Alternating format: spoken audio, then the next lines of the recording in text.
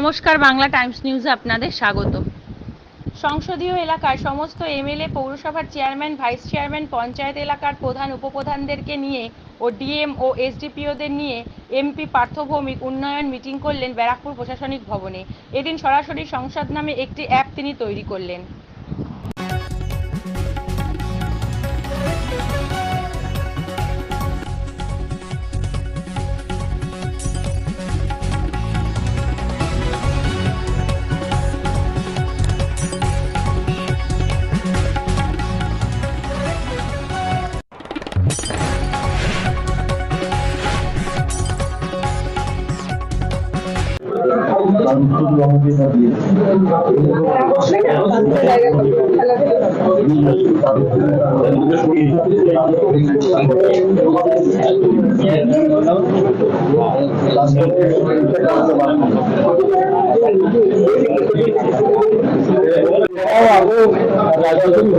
যদি হয় এবং তাহলে আরো কিছু আমরা আবার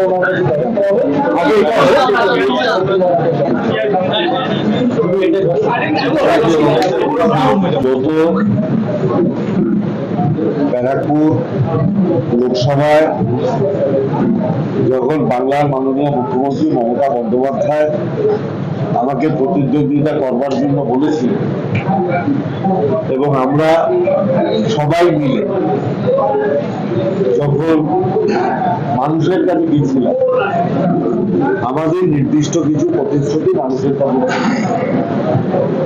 আমরা বলেছিলাম যে আমরা ব্যারাকপুরে শান্তি প্রতিষ্ঠিত করতে চাই এবং মানুষের কাছে সুবোধ অধিকারী বীজপুরে বিভিন্ন সময় বলেছেন, সোমনাথ শ্যাম বিভিন্ন জগদ্দল ভাটপাড়ার সময় বলেছেন, মঞ্জু ঘোষ নোয়াপাড়ায় বিভিন্ন জায়গায় বলেছেন, রাজ চক্রবর্তী, উত্তম দাস, কমলেশরা বিভিন্ন জায়গায় বলেছেন, আমি কিংবা অশোক চ্যাটার্জি কিংবা সনদরা নৈহাটি বিভিন্ন জায়গায় বলেছি, আমডাঙ্গায় লতিফুর রহমান বলেছি যে আমরা কিছু কাজ মানুষের জন্য করতে চাই। এবং আপনারা শুনে আনন্দ পাবেন যে এই আমার রেজাল্ট বেরিয়েছে 4 জুন, আমি শপথ নিয়েছি 10ই জুলাই। তারপরে এই যে আগস্ট মাসের আজ অবধি আমরা সমস্ত কাউন্সিলর, সমস্ত পঞ্চায়েত সদস্য তাদের অনুরোধ করেছিলাম যে আপনার ওয়ার্ডের ডেভেলপমেন্টের জন্য আপনি কি চান তার একটা তালিকা আমাদের দিন। এমএলএদেরও আলাদা করে অনুরোধ করা হয়েছিল যে আপনারা আপনাদের এলাকার জন্য সার্বিকভাবে কি চান তার একটা তালিকা দিন। একমাত্র ভাটপাড়া বিধায়কের কাছে আমি কিছু চাই,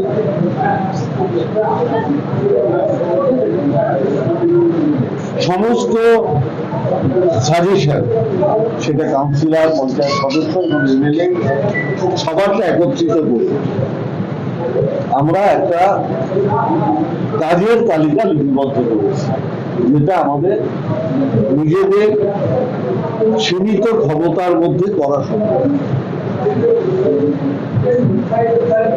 এবং সেইটা নিয়ে আলোচনার জন্যই আজকে ডিএম সাহেবের নেতৃত্বে পুলিশ কমিশনারের উপস্থিতিতে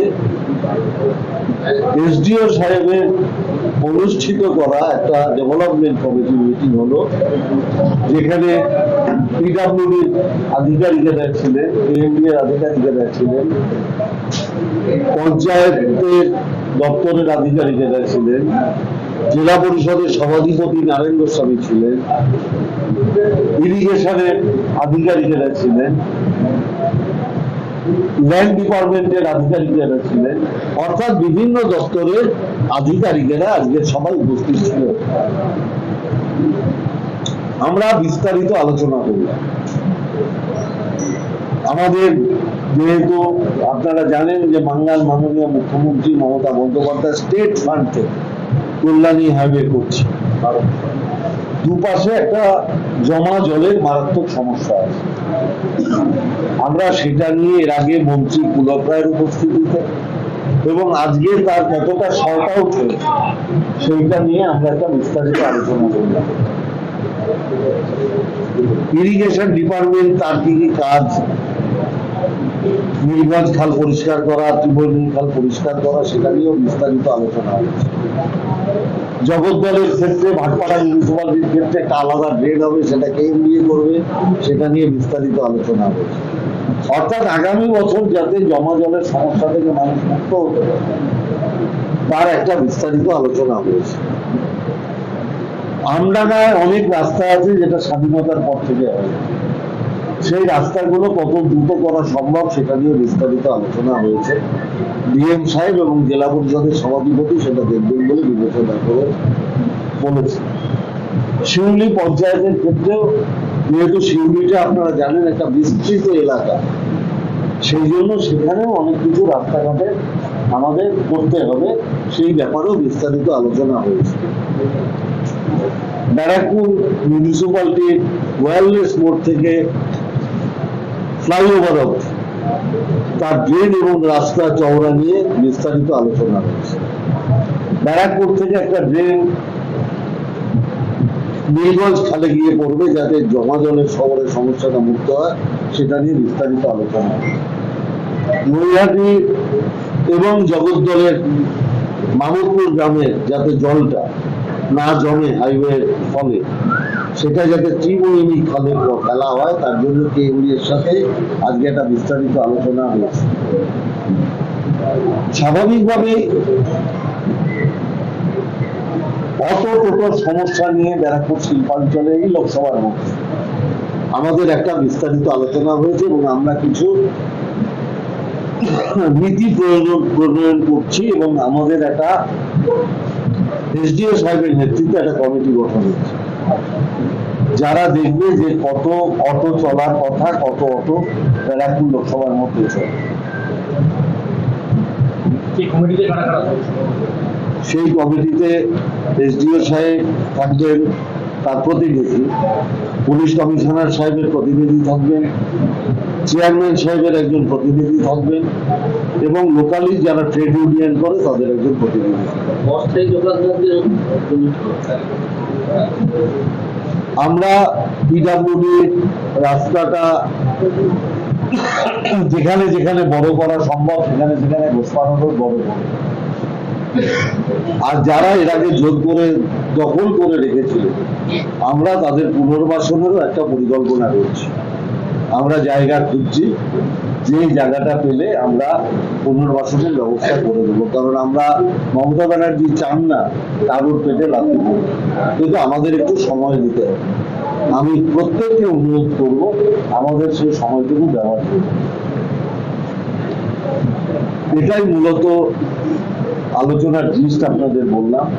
আমাদের পরবর্তী মিটিং হচ্ছে 10ই নভেম্বর, সেকেন্ড স্যাটারডে। দেখুন, আপনারা অবগত আছেন যে বর্ষাকালে কোনো কাজ হয়, বর্ষাকালে এখন সব রিপেয়ার তৈরি হচ্ছে। আমি যখন 10ই নভেম্বর বসবো আমি আপনাদের বলে দেবো কখন কাজ শুরু হবে।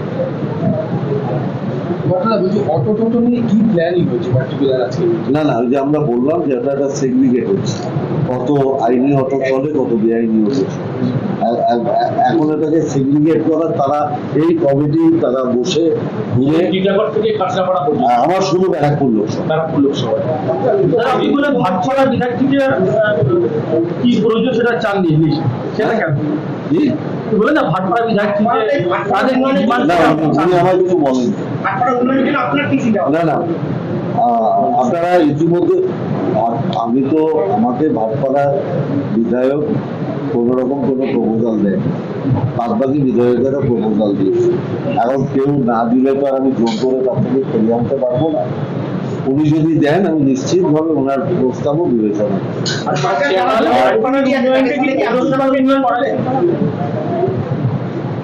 দেখুন। আমি সবাইকে নিয়ে ডেভেলপমেন্টের কাজ করতে, এখন যারা যারা আমাদের সাথে ডেভেলপমেন্টের কাজ করতে আসবে, মমতা ব্যানার্জির স্বপ্নকে বাস্তবায়িত করতে আসবে, তারা সবাই স্বাগত। আমি নির্বাচনের আগে আমাদের মানুষের কাছে প্রতিশ্রুতি ছিল যে গোলঘর হাসপাতালকে আমরা উন্নত করব।